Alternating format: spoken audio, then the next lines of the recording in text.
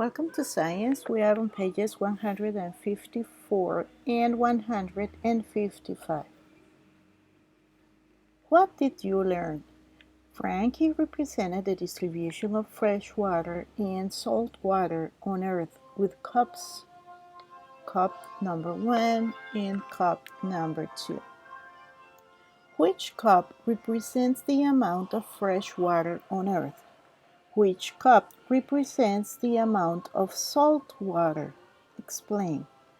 Fresh water is represented by cup number 1 because it has very little water, just as there is very little fresh water on Earth. Salt water is represented by cup number 2 because there is a lot of water, just as there is a lot of salt water on Earth. Using the same materials as Frankie, would you represent the distribution of water and land on our planet and draw a diagram? Water and land. Name the different types of fresh water and salt water reserves on Earth. Fresh water reserves: glaciers, polar ice, rivers, lakes, lagoons, and underground water. Salt water reserves: seas and the ocean. Match the numbers with the types of water reserve. Number 1, freshwater reserves that flow over the surface of the earth.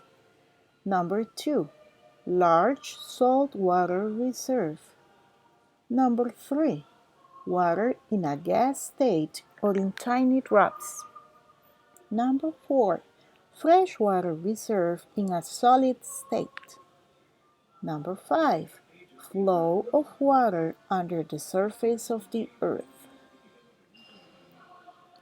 Complete the table. Indicate which zone has more and less of each characteristic. Photic, diversity of life, more. Aphotic, less. Temperature, more, the photic, and less. Light, more, the photic zone, and less in the other. Pressure, less in the photic zone and more in the other. Why do you think there is a greater diversity of living things in the photic zone? Explain using the factors from the table. Because more sunlight reaches this zone, so more algae grow. This means there is more food for living things.